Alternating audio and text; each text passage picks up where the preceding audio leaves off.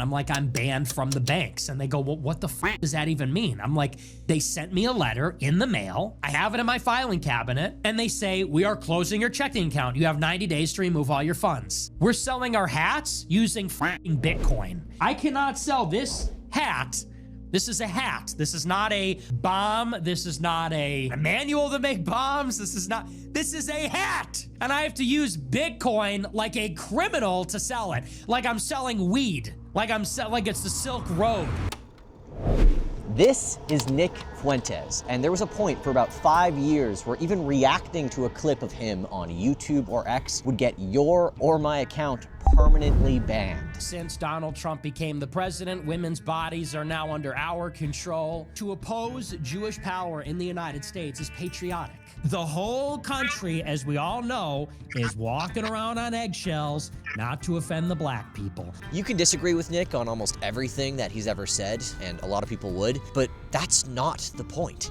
What matters is that at the height of Nick Fuentes' career, he was systematically erased from every possible facet of the digital economy. Not just social media, but every banking platform imaginable as well. I haven't had a checking account for years. I haven't had a merchant account, credit card processing for 4 years. I've been banned on PayPal and Stripe and everything, like you name it. Chase Bank, Bank of America. I've literally tried it all. Censorship-proof processors, censorship-proof banks, every conceit you can think of, we've tried it, and they ban us. It's ridiculous. Why should any of this matter to you? Because Nick Fuentes is no longer just a fringe right-wing commentator. In the wake of Charlie Kirk's assassination, he is now the leading figurehead for the fastest-growing youth political movement in the United States. But despite being the most censored man in America, formerly, and surviving only by Bitcoin, a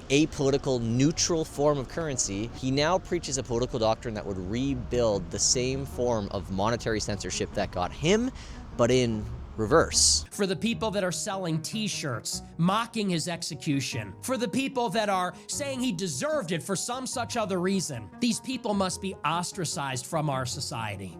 We must identify them. We must have them fired from their jobs. They must be censored on social media. There must be a cost. So what exactly does Nick Fuentes actually believe in? You know what we need? We need a dictator. We need a dictator to come in, break the laws, create a revolutionary guard, round up all the illegals and throw them in trucks and send them out and build a giant wall and prevent them from coming back in. Where are the Saddam Husseins? Where are the Hugo Chavez? They're a dying breed. That whole model is going away, but it shouldn't. If we were lucky, Trump would be that for us. Nick Fuentes has been on a bit of a generational run lately for calling out the US government on things that, frankly, both sides of the political spectrum could agree upon. Corruption, Zionist occupation of the government, uncapped immigration. And his solution to all this is install a competent dictator to straighten it all out. Now, the obvious rebuke to this could be to call it authoritarian, anti-democratic, anti-Semitic, but my take's a little bit different. The problem isn't so much political, it's economic. And the solution's been staring Nick in the face this entire time. All of human history up until 2009, money really could only exist inside of a political system.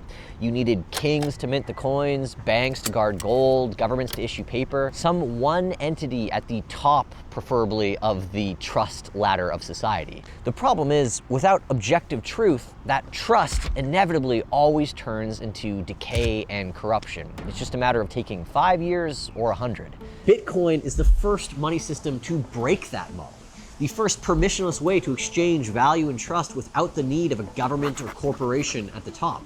And sure, in the beginning, it was used for illicit drugs, the same way that the first instance of pay-per-view internet streaming was the Pamela Anderson sex tape. But Bitcoin has evolved into something much more complex. It's exposing how both governments and dictatorships are stuck inside a fragile financial system that they're trying to control. China might have one of the most advanced surveillance states in history, but even they rely on the US dollar and treasury interests to fund it.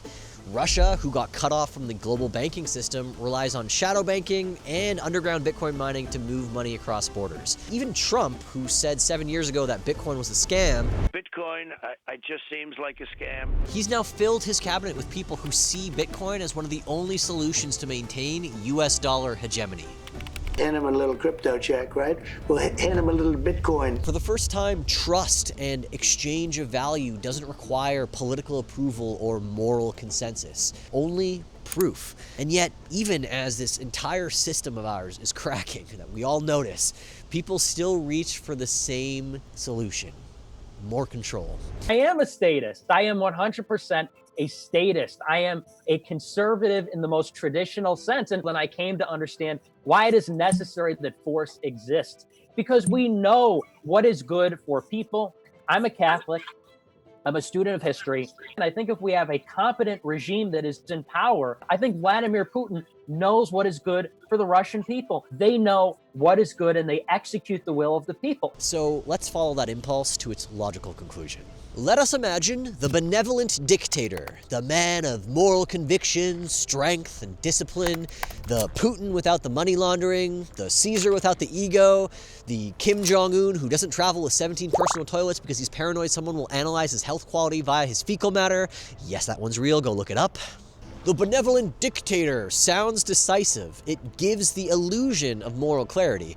But even within Nick's own beliefs, it completely falls apart. Christianity itself proves that. The same book, the same commandments have created hundreds of sects globally, each convinced that their interpretation of it is the truth. The Protestant Reformation and the rise of Catholicism was quite literally fought in blood over whose definition of moral good would rule. And to this day, Catholicism is rejected by over half of Christians. The founding fathers of the United States didn't agree on what the definition of right was either. When Thomas Jefferson wrote to the Danbury priests about the separation of church from state, it wasn't about protecting the government from religion, it was about protecting religion from the government.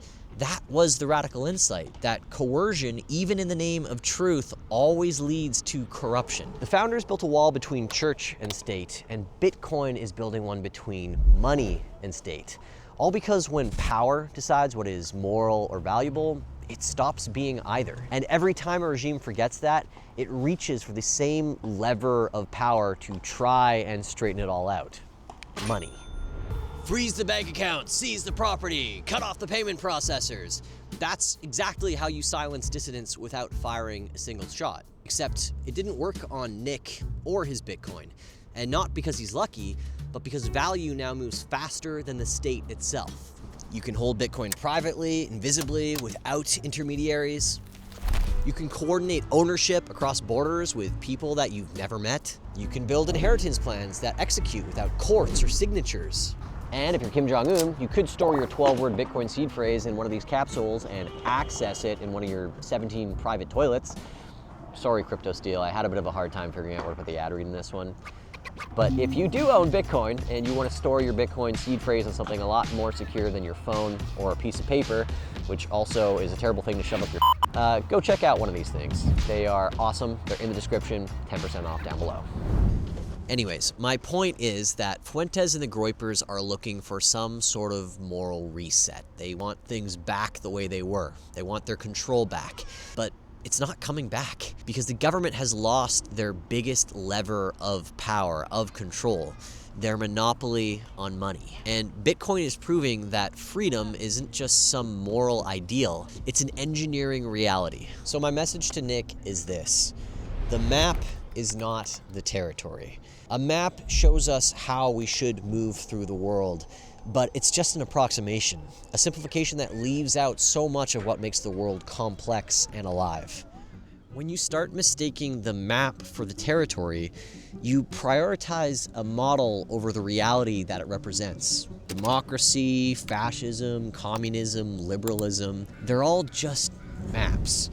So for what it's worth, leading a non-homogeneous nation towards one moral authority, one definition of what is right, it isn't salvation. It's making the same mistake that every empire makes before they collapse. And the irony is, the only thing that gave you a right to speak or to earn at the absolute depth of your censorship wasn't a party, a church, or a government. It was Bitcoin. because the same code works in America, China, or even North Korea because it doesn't need permission. And you barely acknowledge it, except for election night. What's going on with Bitcoin? Yo, I'm rich! Bitcoin is the moral reset. It isn't democratic. It's enforcement via economic consensus. Look, you and I might not agree on politics, religion, or if a secret cabal of Jews is running the world as we know it, but we should agree on this. You don't have to believe in Bitcoin to understand what it did for you. It didn't care who you voted for, what you said, or who you blame, and that's a cause worth defending. That's exactly what's gonna matter in 2028 and every other election cycle past that. And frankly, once you learn about Bitcoin, everything else is fan fiction.